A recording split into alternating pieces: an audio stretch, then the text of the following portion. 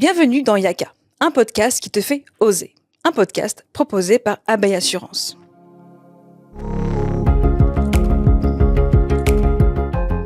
Épisode 11. Parler d'argent sans tabou, elles l'ont fait. 62%. C'est la part des héritiers en ligne directe qui sont des héritières selon l'INSEE. Oui, en France et en Europe, les femmes sont en passe de devenir les principales détentrices de patrimoine. Et pourtant, le paysage financier féminin est truffé de non-sens. Selon une enquête de Capital de janvier 2026, le salaire des femmes est inférieur à celui des hommes de 22% à temps de travail égal et une pension de retraite jusqu'à 37,5% plus faible. Heureusement, depuis la réforme du taux individualisé de prélèvement à la source de septembre 2025, le conjoint qui gagne moins est celui qui est le moins prélevé. L'éducation et la culture ont longtemps transmis l'idée aux femmes que l'argent n'était pas leur affaire. Il y a encore 61 ans, il fallait demander la permission à son mari pour ouvrir un compte en banque. Et je n'évoquerai que très succinctement le sujet de la visibilité des femmes dans la presse économique. À peine 3 articles sur 10 les concernent. Selon une étude IFOP de 2025, 7 femmes sur 10 estiment que leur indépendance financière n'est pas acquise. Pour les femmes, se cultiver financièrement représente un enjeu d'indépendance pour toutes, quel que soit son milieu social, mais aussi de pouvoir. Et notamment celui d'accéder à des postes mieux rémunérés, des hauts postes où bien souvent, les prises de décisions économiques se prennent sans elles. Comme le disait l'autrice britannique Otega Uwagba, le tabou est la meilleure façon de maintenir l'ignorance au sujet de l'argent et de renforcer la répartition inégale de celui-ci. Alors, pour briser cette ignorance et viser la lune, encore faut-il se munir d'outils adaptés. La connaissance financière en est un. Et pour parler d'argent sans tabou, j'ai avec moi 2 femmes. Elles sont agents générales d'assurance, spécialisées dans les produits patrimoniaux et d'épargne. Elles ont la quarantaine passée et forgées dans le feu de l'ambition et de l'audace. Merci Fanny, merci Elisabeth d'être avec moi. Alors, dans un premier temps, j'aimerais aborder avec vous votre éducation financière, la vôtre. Les valeurs liées à l'argent qui vous ont été transmises par vos familles. Fanny, je te laisse ouvrir le bal. Avec plaisir. Je n'ai pas reçu d'éducation financière particulière. Je pense que j'ai dû prendre conscience de l'importance d'épargner, de placer son argent, d'investir dans de l'immobilier. J'ai pas une famille qui a spécialement cet ADN. Pour autant, dans la famille, mes frères ont également eu cette envie d'investir. Donc c'est quelque chose qui est finalement venu, mais que l'on nous a pas inculqué, pardon. Et toi, Elisabeth ? Alors moi, j'ai plutôt été éduquée avec une famille, donc d'un côté commerçante et de l'autre côté agriculteur. Donc on a plutôt eu les valeurs de base de, entre guillemets, du bon sens paysan, c'est-à-dire qu'on ne dépense pas ce qu'on n'a pas et on essaye de mettre un petit peu de côté ce qu'on gagne aussi et ne pas tout dépenser. Donc ça, c'était plutôt des valeurs, on va dire, éducatives de base. Il n'y a pas eu vraiment d'éducation financière à proprement parler. Néanmoins, j'ai quand même mon père qui a fait toute sa carrière en banque. Donc même s'il cloisonnait beaucoup à la maison, il ramenait pas les soucis de son travail, mais néanmoins forcément il avait cette culture-là, il était directeur de banque toute sa carrière, donc forcément il avait des réflexes, évidemment. On a travaillé jeune, dès qu'on avait 15-16 ans, les jobs d'été, il fallait qu'on mette de côté cet argent pour s'acheter nos plaisirs, etc. Donc il nous finançait pas, c'était pas open bar à la maison, pas du tout. Il nous expliquait que chacun devait aussi aller chercher les ressources, donc c'est quand même une base évidemment éducative. Donc ça a été familial, on va dire. Après ça s'est fait au fil de l'eau. Moi je me suis installée aussi précédemment à cette carrière-là, il y a longtemps, au départ en grande distribution, puis après je me suis installée, donc j'ai été chef d'entreprise aussi à 26 ans, donc forcément on est obligé d'avoir une espèce de culture quand même de gestion et de compter quand même, donc ça s'est fait un peu machinalement avec au niveau de la famille et puis après l'installation et après dans mon métier forcément depuis 16 ans, mais ça a été fait au fil de l'eau. Et on va continuer de parler transmission, cette fois par rapport à vos enfants.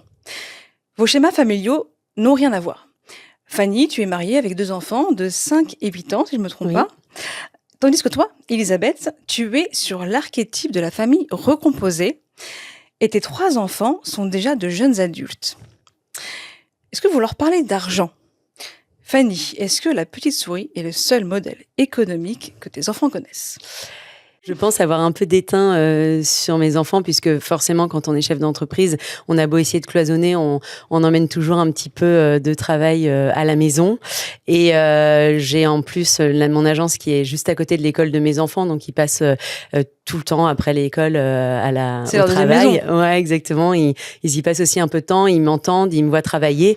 Et j'ai notamment ma petite Judith qui a donc 4 ans, qui régulièrement, quand on lui dit Judith, viens à table, elle fait semblant de taper sur l'ordi et elle me dit non mais maman, attends, je suis en train de finir une assurance vie. Donc il y a un peu de vocabulaire quand même qui est resté ancré. Et toi, Elisabeth, tu n'as pas attendu d'être formée professionnellement pour inculquer les notions de base à tes enfants, n'est-ce pas? Oui, alors c'est vrai que là-dessus, j'ai été un petit peu... il n'y avait pas trop de démocratie sur le sujet.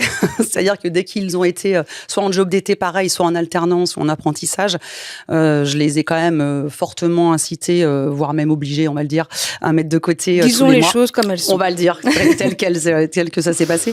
Donc effectivement, moi, mon fils aîné qui a 24 ans, depuis qu'il était en apprentissage, je l'ai forcé à mettre de côté, alors en fonction de son revenu, évidemment. Mais n'empêche qu'il y a 2 ans, il a acheté son appartement et avec ses apports en assurance vie, évidemment, je l'avais invité, je lui avais ouvert des contrats, il était plus jeune. Donc Merci, il a pu payer ses frais de notaire tout seul en autonomie. Donc je veux dire, il y a pas forcément vu passer en 4-5 ans, mais il a pu quand même se mettre un petit capital de côté qui lui a permis de payer ses frais de notaire et à 22 ans d'acheter son premier appartement. Donc voilà, donc du coup forcément ses frères et sœurs, ils sont sur le même schéma parce que pareil, ils ont pas le choix, mais c'est pas parce qu'ils ont pas le choix qu'il y a pas de communication, je leur explique qu'on va faire ça pour telle raison. Il y a un côté modèle aussi, de voir le grand bien se débrouiller aujourd'hui. Voilà, exactement. Et là maintenant ils sont contents parce qu'ils savent à quoi ça sert, ils ont compris le fonctionnement et mais évidemment ils ont entre 19 et 24 ans, donc ils posent des questions différentes maintenant. Mais du coup, oui, ça s'est mis en place comme ça en fait. À quel moment vous êtes-vous sentie indépendante financièrement? Je te laisse encore la parole, Elisabeth. Alors moi, assez tôt, parce que je suis partie un peu tôt de la maison, à 19 ans, j'étais en alternance en fait, donc j'avais aussi une petite autonomie financière. Alors attention, voilà, en alternance, mais le papa de mes enfants avec lequel j'étais à l'époque était un peu plus âgé, donc lui était déjà en CDI, donc on a pu s'installer très jeune.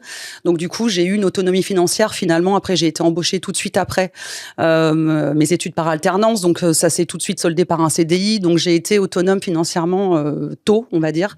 Donc ça, c'était aussi un souhait de ma part parce que pareil, moi pour différentes raisons, mes parents, ça n'a pas toujours été le cas. L'autonomie financière de ma maman n'a pas toujours été présente parce qu'une autre génération, parce que voilà, tout ça.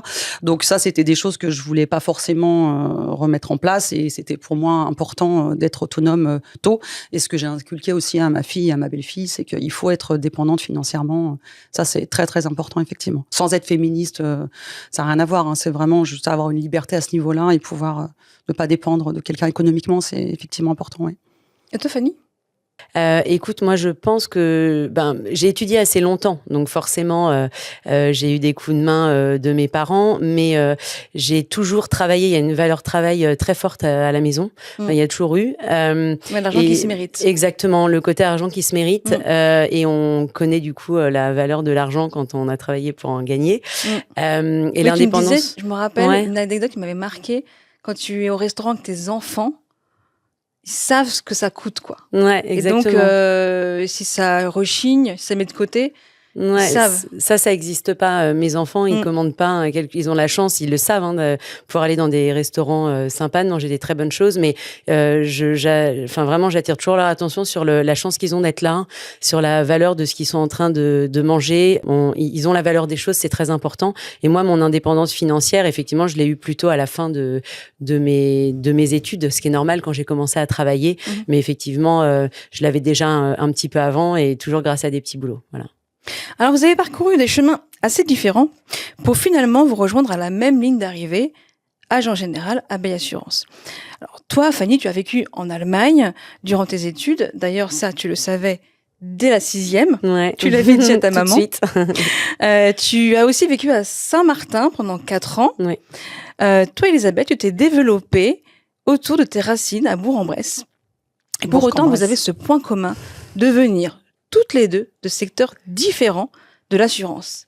Le transport international pour toi, Fanny, et la grande distribution pour toi, Elisabeth. Et surtout, ce qui vous lie fortement, c'est cette fibre entrepreneuriale. Vous êtes des bâtisseuses.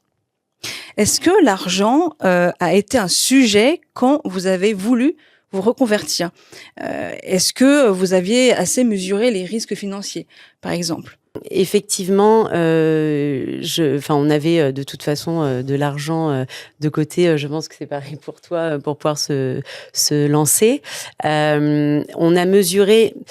Oui, effectivement, il y a la notion de prendre un risque, puisque un peu comme quand on achète un appartement, si on l'achète mal, on peut très bien y laisser des plumes. De la même façon, on est quand même un peu conscient de ce qu'on achète en termes de qualité de portefeuille et autres. Et effectivement, on sait qu'on va devoir se lancer dans une grande aventure avec une fin qui peut être incertaine. Mais quand on y met tout notre engagement et tout notre cœur, finalement, je pense qu'on n'a même pas vraiment la question. Enfin, moi, la question n'est pas venue à me dire, je pense que je vais pouvoir échouer. Attention, faut peut-être pas y aller. Je ne me suis pas du tout posé la question comme ça. Une fois qu'on a sauté, on y va, on réfléchit pas et surtout on avance. Et surtout, je pense qu'on est très mauvais si on commence à se dire, oh là là, mon Dieu, il y a du risque. C'est vraiment pas la bonne façon de fonctionner. Donc non, oui, effectivement, il y a le côté bâtisseur et un peu de confiance en soi quand même. Tu avais un discours, oui, je rejoins Fanny sur en fait, quand on a la fibre entrepreneuriale, mais après on l'a ou on l'a pas, effectivement. En fait, c'est pas, on va pas se dire, alors bien sûr on peut échouer, c'est pas ça, c'est pas de la surconfiance qui n'est pas mesurée, mais à un moment donné, si tu commence à te dire, il y a des grandes chances que j'échoue, tu le fais pas. Donc en fait, en effet, moi je suis comme Fanny, c'est-à-dire que je me suis pas dit que j'allais échouer. Ça veut pas dire que je me prends pour une Wonder Woman et que tout va bien, c'est pas ça, parce que j'en ai beaucoup bavé quand je me suis réorientée. C'est beaucoup de travail, beaucoup d'investissement. Je parle pas que financier pour le coup, d'énergie, etc., de charge mentale, de tout ce que tu veux. Mais en fait, on pense pas à ça. C'est-à-dire que oui, l'enjeu financier, il est réel, parce qu'un portefeuille d'assurance, évidemment, selon la taille, selon plein de facteurs, ça, c'est beaucoup d'argent. Mais en même temps, effectivement, on va regarder ce qu'on va mettre en place pour aller chercher le retour sur investissement, comment on peut faire, et le développement et tout ça. Et en fait, quand on est entrepreneur, c'est ça qui nous, finalement, qui nous motive. C'est le développement, la croissance du portefeuille. Donc, en fait, on fait tout pour y arriver. Donc, on sait que c'est beaucoup d'argent, mais si on commence à se dire, mon Dieu, ça donne le vertige, comment on va faire? On fait rien. Donc, en fait, non. Ça, on n'y pense pas. Alors, on sait qu'il y a des risques. On n'est pas bête. On a des familles, des enfants. Mais c'est pas des choses qui nous effraient, clairement. Alors Fanny, tu es membre d'une association de femmes entrepreneurs indépendantes venant d'horizons divers. L'optique est de réseauter, mais aussi de partager des bonnes pratiques. Comment arriver à gérer son travail, sa famille, ses relations pro. Vous y parlez de beaucoup de choses, sans tabou, mais parlez-vous aussi de vos salaires, par exemple. Sujet tabou par excellence, bien français d'ailleurs.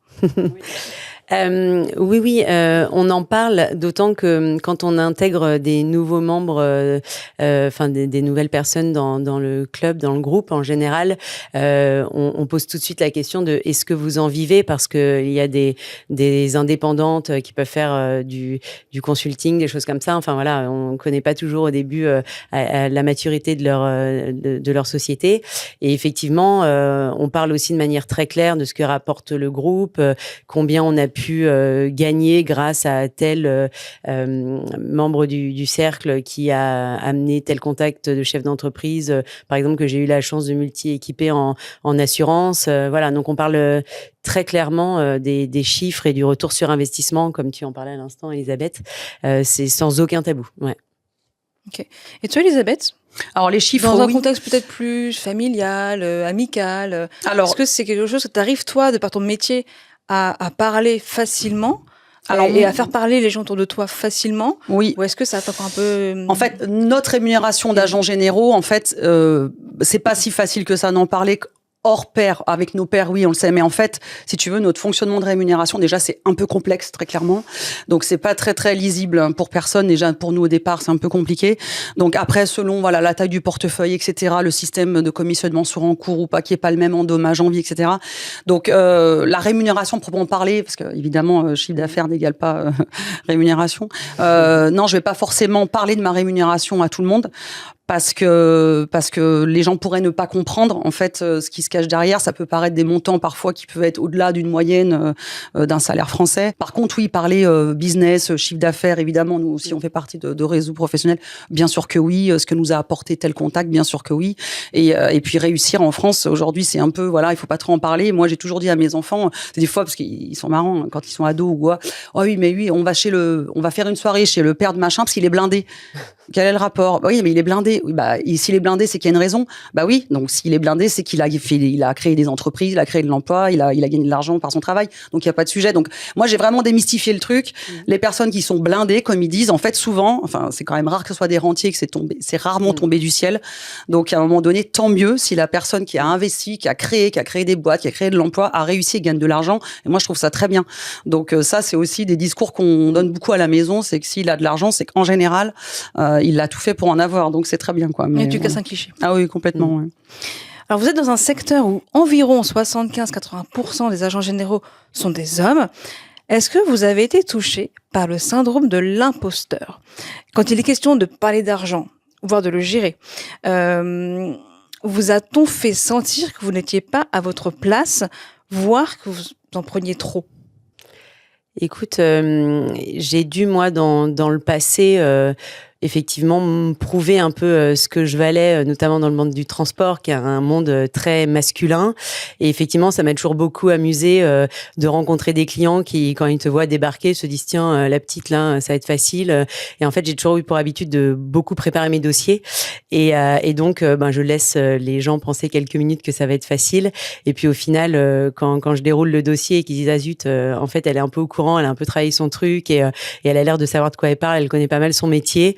Bon voilà, forcément, tu gagnes. Après, ils te prennent au sérieux, c'est normal. Enfin, il faut aussi faire ses preuves. Mais je pense qu'on doit faire un peu plus nos preuves qu'un homme qui rentre dans le bureau la quarantaine ou la cinquantaine et qui sera pas remis, dont la position sera pas remise en question, quoi. Tu vois. Puis après, ça dépend quelle typologie de client avec laquelle on travaille. Moi, mon associée femme qui travaille avec des agriculteurs.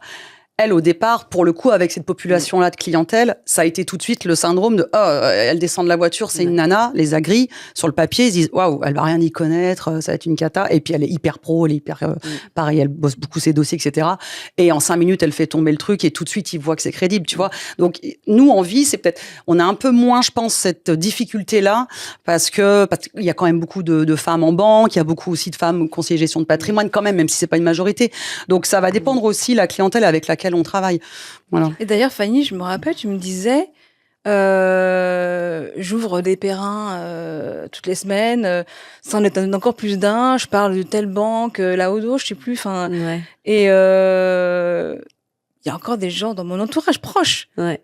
Qui sont étonnés et tu me disais, je crée encore la surprise, quoi. Ouais, bien sûr, parce que notamment dans mon groupe de femmes chefs d'entreprise, on se connaît quand même depuis quelques temps maintenant, et elles voient bien le côté assureur, elles comprennent bien que tu peux faire une prévoyance, que tu peux accompagner sur une habitation, sur des RC Pro, des choses comme ça. Mais effectivement, elles ont, je les ai invitées à une soirée, j'ai organisé des soirées vie, et il y en a certaines qui sont venues et qui m'ont dit waouh, donc en fait tu parles allocation, tu parles vraiment placement, enfin tu connais vraiment tes fonds, t'es convaincu de tes allocations, on était vraiment étonnés parce qu'on pensait pas que t'allais jusque là. Bah en fait si, forcément, enfin quand tu parles placement, que ce soit plan d'épargne retraite, assurance vie, on parle horizon de placement, on adapte nos allocations en fonction des besoins de chacun, et c'est vrai que c'était rigolo de voir, elles avaient l'impression que je vivais un peu dans un monde parallèle, avec des notions qu'elles maîtrisent pas, ce qu'elles maîtrisent pas, et c'est normal, chacun son métier, mais je pense qu'elles étaient étonnées. Alors est-ce que parce que je suis une femme, je suis pas persuadée non plus que ce soit ça, mais c'est vrai qu'elles s'attendaient pas à avoir l'expertise, de ce côté-là, exactement. Alors, Fanny, toi, tu es agent général depuis 3 ans, Elisabeth 8 ans, et vous gérez des portefeuilles conséquents à vous deux. Quel a été le moment le plus, comment dirais-je, le moment dont vous avez été le plus fier, finalement? Fanny, je t'écoute. Oui. Écoute, le démarrage l'année dernière, on a sorti donc un nouveau contrat d'assurance vie, Et on a fait, j'avais déjà plusieurs personnes avec lesquelles j'échangeais pour des placements en fin d'année, et je savais que ce produit sortait en janvier. Et donc, on avait travaillé en amont avec ses clients, grosse preuve de confiance, puisque c'était un nouveau produit donc d'assurance vie. C'était vraiment une belle preuve de confiance, et donc ils m'ont fait confiance. Ils ont attendu pendant un mois, enfin un petit peu moins d'un mois, ce fameux produit dont je leur avais parlé et auquel ils ont cru, bien évidemment. Et vraiment, ils sont contents aujourd'hui de l'avoir fait. Mais c'était chouette parce que ça m'a permis d'ouvrir 2 gros contrats et de faire un très beau démarrage sur ce produit. Et j'en étais assez fière. Voilà. Tu es modeste parce que c'est le meilleur démarrage de l'année. Et toi, Elisabeth? Oui, mais c'est un peu pareil. J'ai été nommée le 1er janvier 2018. Et donc, moins de 3 mois, 2 mois après, en fait, pareil, un couple d'entrepreneurs que je connaissais pas, pour ainsi dire. Je suis allée les voir, évidemment, pour me présenter quelques mois avant ma nomination. Mais je veux dire, j'étais pas en poste, etc. Et c'est vrai que du coup, là, ils m'ont fait confiance très rapidement et ils m'ont confié quand même des capitaux importants. Ça faisait moins de 3 mois que j'étais nommée. On n'avait pas d'historique professionnel ensemble. Donc ça m'a touchée parce que je pense que j'ai su répondre aussi à toutes leurs, évidemment, interrogations, que j'ai pu les accompagner a priori au mieux. Puis 8 ans après, j'attaque ma 9e année là et ils sont toujours là avec moi. Donc ça, c'est vrai que ça fait plaisir. Ouais. En tant que femme, est-ce que vous estimez avoir une plus-value quelconque en matière de conseils de gestion d'épargne et patrimoniale? Et si oui, laquelle? Je pense, alors je sais pas si c'est lié au fait que je sois une femme, mais j'aime bien que les gens sortent de chez moi en ayant compris ce qu'ils font, pourquoi on le fait, et j'aime beaucoup vulgariser parce que je trouve que d'employer des grands termes toujours hyper compliqués pour montrer qu'on est le sachant, enfin ça n'a pas trop de sens. Et j'aime beaucoup simplifier. Et j'ai beaucoup de gens qui me disent: je vous préviens, on fait un rendez-vous, j'ai horreur de ça, je vous fais confiance, faites ce que vous voulez pour le placement. Je dis alors oui, ok, vous n'aimez pas ça, mais vous allez pas seulement me faire confiance, vous allez quand même comprendre ce qu'on fait, et on va faire très simple. Je vais pas m'embarquer dans le détail profond de décortiquer des fonds et autres. Si ça vous intéresse pas, ok, mais que vous sachiez qu'on a une logique en termes de diversité géographique, qu'on va placer en obligation, en action, qu'on va équilibrer le placement, qu'on va sécuriser en fonction de votre besoin. Enfin, voilà, je veux que vous soyez au clair avec le placement de pourquoi on choisit de faire ça et de pourquoi vous signez à la fin. Et je sais pas si c'est quelque chose de féminin, mais en tout cas, ça, c'est quelque chose que je fais systématiquement, et je détesterais que les gens ressortent en se disant: j'ai rien compris, ok, je lui fais confiance. Vraiment, ça me plairait pas du tout. Et de garder les connaissances pour moi, c'est vraiment quelque chose que j'apprécie pas, en tout cas. Mais par contre, oui, ça, je pense que c'est un peu le côté féminin, peut-être cette écoute-là. L'écoute qu'on a, par exemple, moi, le premier quart d'heure de mon rendez-vous, je ne parle pas du tout de travail. J'allais y venir. Pas du tout, jamais, mais jamais. Si je les connais pas, je fais connaissance, donc je les questionne, ou s'ils sont à la retraite, qu'est-ce que vous faisiez avant? En plus, sincèrement, ça m'intéresse, j'aime bien savoir ce qu'ils ont fait dans leur passé professionnel. Ah oui, vraiment, ça m'intéresse vraiment. Et puis après, quand on se connaît, forcément, là, au bout de 8-9 ans, les enfants, les petits-enfants, je demande des nouvelles, ils en sont où, les études, et c'est pas pour passer le temps. Moi, je trouve ça sympa. Et puis après, bien sûr, on va parler dans le vif du sujet, mais il y a peut-être ça, c'est peut-être ce côté un peu féminin, entre guillemets psy, j'en sais rien, parce que j'ai aucune compétence psy, mais peut-être cette écoute-là, peut-être oui, qu'on aurait certainement peut-être un peu davantage, je sais pas. Est-ce qu'à 40 ans, une femme a raté sa vie si elle n'a pas d'assurance vie? En d'autres termes, ok, quels conseils donneriez-vous aux femmes pour se lancer dans l'investissement? Et j'ajouterais une autre question, c'est quels sont les risques pour une femme à ne pas investir? Elisabeth. Alors moi, je dis toujours, il est jamais trop tard pour bien faire. Donc voilà, s'il n'y a pas eu d'ouverture de contrat à 40 ans, c'est le moment de le faire. Et voilà, faut savoir que la moyenne des gens qui se prennent un peu en main pour la retraite, par exemple, c'est plutôt 38-40 ans. Donc c'est un peu tard, c'est vrai, mais bon, c'est jamais trop tard pour bien faire. Donc déjà, voilà. Et puis après, c'est oser, quoi. Il faut oser, mais parce que souvent, en fait, soit elles ont pas pris le temps, soit effectivement, c'était parfois des couples où c'était leur mari qui gérait un peu davantage, et puis voilà, ça les intéressait moins ou pas. Et puis voilà, mais c'est jamais trop tard vraiment pour bien faire. Après, il faut trouver le bon interlocuteur. C'est vrai qu'il y a des gens qui arrivent au rendez-vous, qui viennent un petit peu à reculons parfois, parce que c'est pas super funky de faire un rendez-vous avec son assureur. Mais du coup, c'est aussi à nous en fait de l'embarquer aussi et de lui expliquer que c'est un vrai intérêt pour lui, quoi, que ça soit un petit peu intéressant et voilà. C'est quoi les risques pour une femme de ne pas investir? Le risque, c'est peut-être la dépendance quand même, parce que le fait d'avoir de l'épargne, ça te permet, je dis n'importe quoi, dans un couple qui va moins bien, de pouvoir peut-être plus facilement avoir un petit quelque chose pour pouvoir se trouver un appart, pouvoir d'être au moins à l'abri si un jour tu as envie de partir parce que ça va plus dans ton couple, ou que tu puisses être un peu en autonomie avec tes enfants. Enfin bon, ça c'est le cas extrême, mais quelque part, d'ailleurs, ça marche dans les deux sens, hein, pour un homme ou pour une femme. Mais je pense qu'effectivement, d'avoir de l'épargne, ça permet de se mettre un petit peu à l'abri. Et là, j'ai une femme qui m'a appelée pas plus tard qu'hier, qui me dit oh là là, j'ai 50 ans, je suis, elle est pas salariée, hein, elle est TNS. Travailleur non salarié, et elle me dit mon Dieu, j'ai jamais mis de côté encore et j'ai pas préparé ma retraite, c'est horrible, j'ai 50 ans, vous vous rendez compte? J'ai dit non, mais en fait ce qu'il va falloir faire, c'est commencer maintenant, parce que sinon dans 5 ans vous direz à 55 ans c'est horrible, vous vous rendez compte, j'ai rien fait.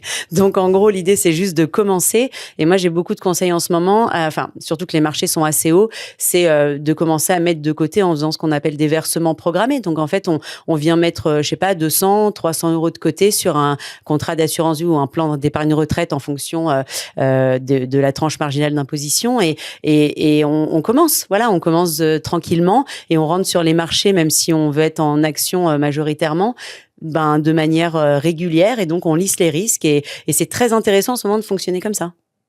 Est-ce qu'une femme épargne comme un homme?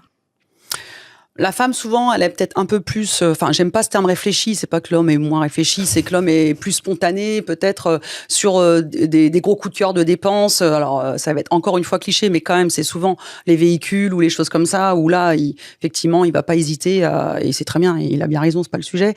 Qu'une femme, on va peut-être plus se dire, oui, alors attends, là, les enfants, ils vont rentrer en études supérieures dans 3 ans, dans 5 ans, du coup, machin, on va y aller mollo. On va peut-être plus se contraindre sur, j'aimerais bien... moi, par exemple, ma passion c'est le cheval. Avant de me dire je vais m'acheter un cheval, je vais réfléchir, ok, mais alors par contre là les enfants c'est bon, là c'est calé, les budgets pour les études, les trucs comme ça, les voitures, les permis. Qu'un homme aura peut-être plus ce côté spontané de je vais me faire plaisir, je peux le faire et je vais le faire. Il me semble que c'est un peu plus instinctif sur cette manière-là. La différence peut-être se joue là-dessus. Mais après, il y a des cas où c'est différent. Dans des couples, c'est la femme qui tient les cordons de la bourse, très clairement, où l'homme ne fera rien sans l'avis de son épouse, et c'est pas si rare que ça, contrairement à ce qu'on pense. Et puis, il y a l'inverse aussi. Donc, si vous deviez concrètement donner 2-3 conseils, astuces de base en matière d'argent et d'épargne à une femme pour qu'elle se sente en sécurité, quels seraient-ils?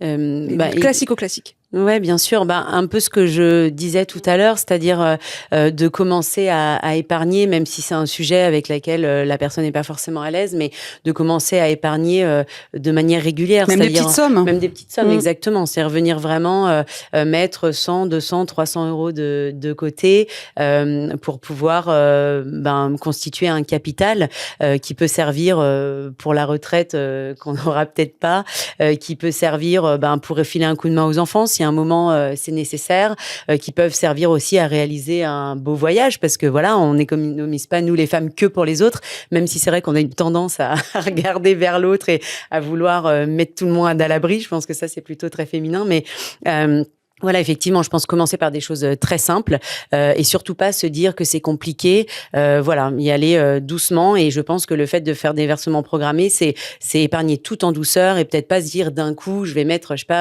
10, 20, 30 000 euros, toute mon épargne de précaution en assurance vie, si on n'est pas à l'aise avec le sujet. Même si, encore une fois, sans vouloir faire de mettre trop en avant l'assurance vie, mais on est quand même sur des solutions de livret aujourd'hui qui rapportent plus grand chose.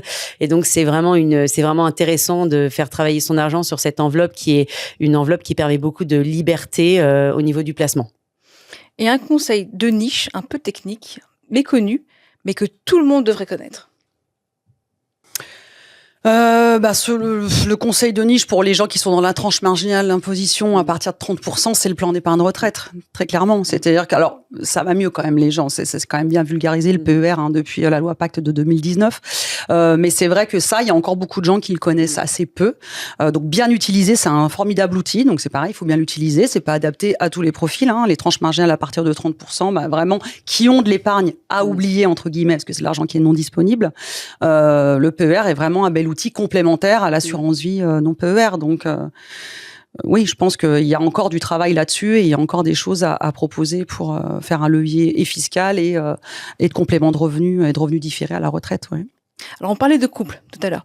Et l'éducation financière passe aussi par celle du couple, d'apprendre aux conjoints quels sont leurs droits et leurs obligations l'un envers l'autre. Et malgré tout, eh bien, cela peut encore être tabou de parler argent au sein de son propre couple. Et alors, vous, quel serait votre conseil pour évoquer ce sujet à son ou sa partenaire ?